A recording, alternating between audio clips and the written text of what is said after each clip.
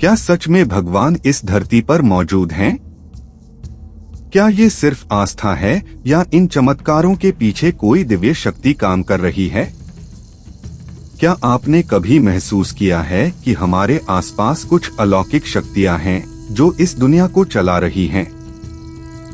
विज्ञान चाहे लाख कोशिशें कर ले, लेकिन कुछ रहस्य ऐसे होते हैं जो इंसानी समझ से परे होते हैं। लेकिन अगर यह भ्रम है तो फिर कैलाश पर्वत पर कोई इंसान क्यों नहीं चढ़ सकता? राम सेतु कैसे आज भी अस्तित्व में है जबकि विज्ञान इसे असंभव मानता है? द्वारका नगरी समुद्र में समा गई, फिर भी उसके अवशेष मिलते हैं। क्या यह मात्र संयोग है? नमस्कार और स्वागत है आपका डिस्कवर इंडिया इनसाइट्स में, जहां हम आपको भारत की अनसुनी, अद्भुत और रहस्यमय कहानियों से परिचित कराते हैं। आज हम आपको दिखाने जा रहे हैं धरती पर भगवान के होने के 10 ऐसे अटल प्रमाण जो आपकी सोच को हिलाकर रख देंगे।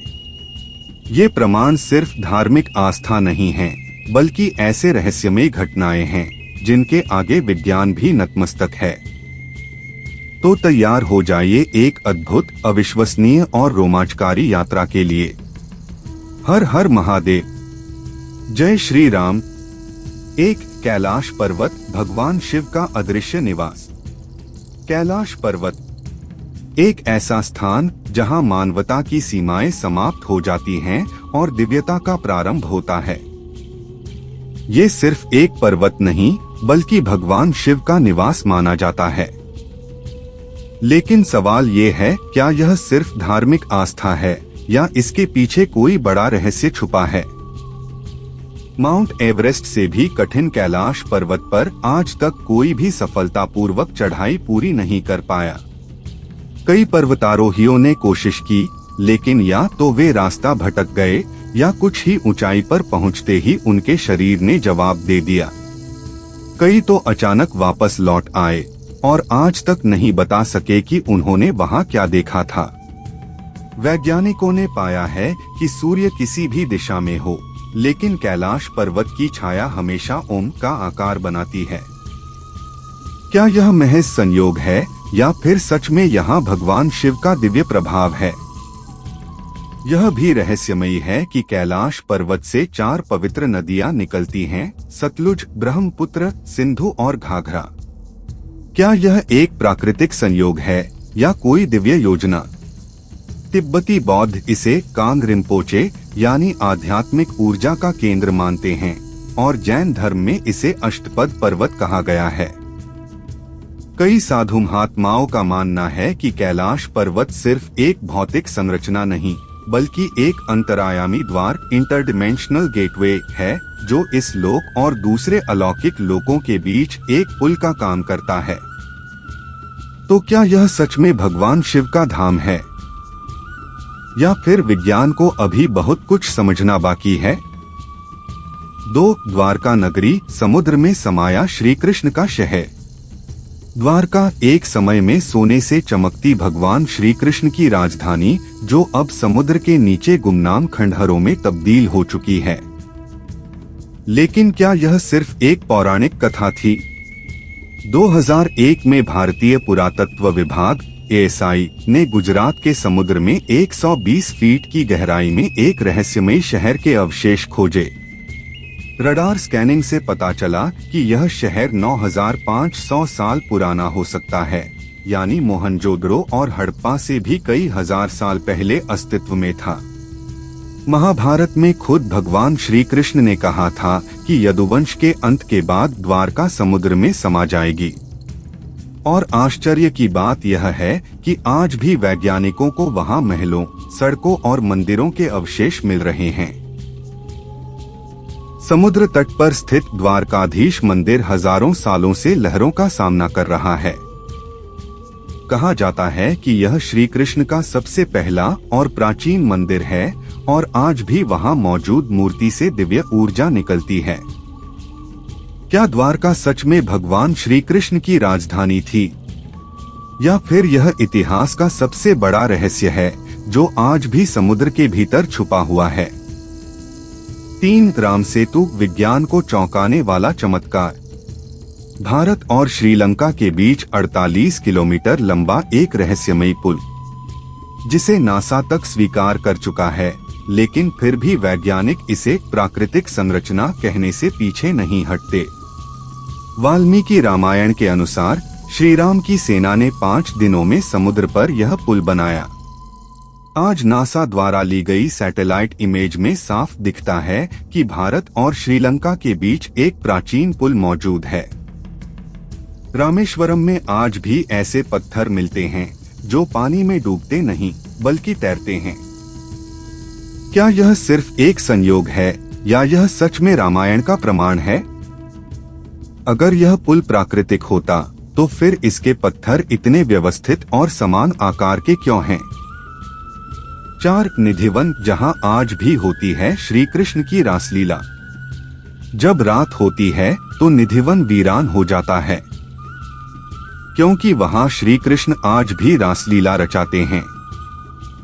निधिवन में कोई भी व्यक्ति रात को नहीं रुक सकता, क्योंकि जो भी ठहरा वो सुबह मृत या मानसिक रूप से विक्षिप्त पाया गया।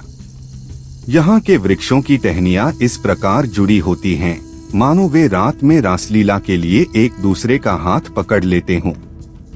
कहा जाता है कि रासलीला के बाद श्री कृष्ण और राधा मंदिर में विश्राम करते हैं और सुबह वहां आधा खाया हुआ माखन मिश्री और बिस्तर पर सिलवटें पाई जाती हैं। क्या यह श्री कृष्ण की दिव्य उपस्थिति का प्रमाण नहीं? 5 प्रयागराज का अक्षयवट, हजारों साल पुराना अमर वृक्ष।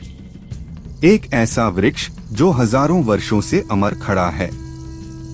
कहते हैं जब महाप्रलय आएगा तब भी अक्षयवट अमर रहेगा। भगवान राम, श्री कृष्ण और कई ऋषियों ने किया था इस वटवृक्ष के नीचे तप। मुगल शासकों ने इसे काटने की कोशिश की, लेकिन यह फिर से जीवित हो गया। क्या यह वटवृक्ष सच में ईश्वर की उपस्थिति का प्रमाण नहीं? 6 कामाख्या मंदिर, जहां देवी की शक्ति प्रकट होती है। कामाख्या मंदिर असम के गुवाहाटी में स्थित एक अद्भुत, रहस्यमयी और चमत्कारी शक्ति स्थल है। यह मंदिर मां सती के योनि और गर्भभाग के स्थान पर बना हुआ है, जिसे तंत्र साधना का सबसे शक्तिशाली केंद्र माना जाता है। लेकिन इस मंदिर का सबसे बड़ा रहस्य क्या है? हैरान करने वाली बात यह है कि हर साल जून के महीने में मां कामाख्या की शक्ति पीठ से रक्तस्राव होता है। इस दौरान ब्रह्मपुत्र नदी का जल लाल हो जाता है और मंदिर के कपाट 3 दिनों के लिए बंद कर दिए जाते हैं। विज्ञान आज तक इस घटना को नहीं समझ पाया। कामाख्या मंदिर में किसी देवी की मूर्ति नहीं है, बल्कि एक शिला, पत्थर के रूप में मां की शक्ति पूजी जाती है। यह शिला सदैव गीली बनी रहती है, जिससे यहाँ के पुजारी मां के जीवित और जागृत होने का प्रमाण मानते हैं। यह मंदिर दुनिया के सबसे प्राचीन तांत्रिक केंद्रों में से एक है। कहा जाता है कि काली साधना, तंत्र मंत्र और सिद्धियां प्राप्त करने के लिए यह सबसे प्रभावशाली स्थान है। क्या यह सिर्फ आस्था है या मां की वास्तविक शक्ति? 7 केदारनाथ मंदिर बाढ़ में भी अड़िग। 2013 की भयंकर बाढ़ और भूस्खलन ने उत्तराखंड के केदारनाथ क्षेत्र को पूरी तरह तबाह कर दिया। लाखों टन चट्टानें खिसक गईं, हजारों लोग बह गए, लेकिन केदारनाथ मंदिर पर एक खरोंच तक नहीं आई। यह कैसे संभव हुआ? जब सब कुछ नष्ट हो रहा था, तब एक विशाल चट्टान, जिसे लोग भीमशिला कहते हैं, मंदिर के पीछे आकर रुक गई और उसे जलप्रलय से बचा लिया। यह चट्टान किसी चमत्कार से कम नहीं थी, क्योंकि वैज्ञानिकों का कहना था कि इतनी भारी चट्टान का अचानक वहीं रुक जाना असंभव है। केदारनाथ मंदिर भूवैज्ञानिक दृष्टि से बेहद संवेदनशील क्षेत्र में स्थित है। इतिहास में कई भूकंप, हिमस्खलन और आपदाएं आईं, लेकिन मंदिर अड़िग खड़ा है। क्या यह भगवान शिव की अदृश्य शक्ति का प्रमाण नहीं है? 8 जगन्नाथपुरी का रहस्य, हवा के विपरीत लहराता ध्वज। पुरी का जगन्नाथ मंदिर दुनिया के सबसे रहस्यमयी मंदिरों में से एक है। इस मंदिर से जुड़े कई ऐसे रहस्य हैं जो विज्ञान के नियमों को चुनौती देते हैं। सामान्यतः जब हवा चलती है तो ध्वज हवा की दिशा में लहराता है, लेकिन जगन्नाथ पुरी के मंदिर का ध्वज हमेशा हवा के विपरीत दिशा में लहराता है। यह कैसे संभव है? विज्ञान के पास इसका कोई उत्तर नहीं है। पुरी का यह विशाल मंदिर इतना ऊंचा है, लेकिन आश्चर्यजनक रूप से इसके ऊपर कभी कोई पक्षी उड़ता नहीं दिखता। क्या यह महज संयोग है या भगवान जगन्नाथ की शक्ति का प्रमाण? मंदिर में प्रसाद मिट्टी के साथ बर्तनों में पकाया जाता है।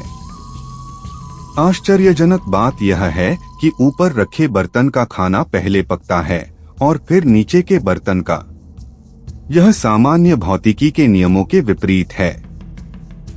क्या जगन्नाथपुरी सच में एक दिव्य स्थान है जहां भगवान की उपस्थिति हर पल महसूस की जा सकती है? 9 तिरुपति बालाजी, जहां भगवान खुद उपस्थित हैं। तिरुपति बालाजी मंदिर दक्षिण भारत का सबसे प्रसिद्ध मंदिर, जहां हर साल करोड़ों श्रद्धालु आते हैं। लेकिन क्या आप जानते हैं कि यहाँ के भगवान वास्तव में जागृत हैं और चमत्कार करते हैं?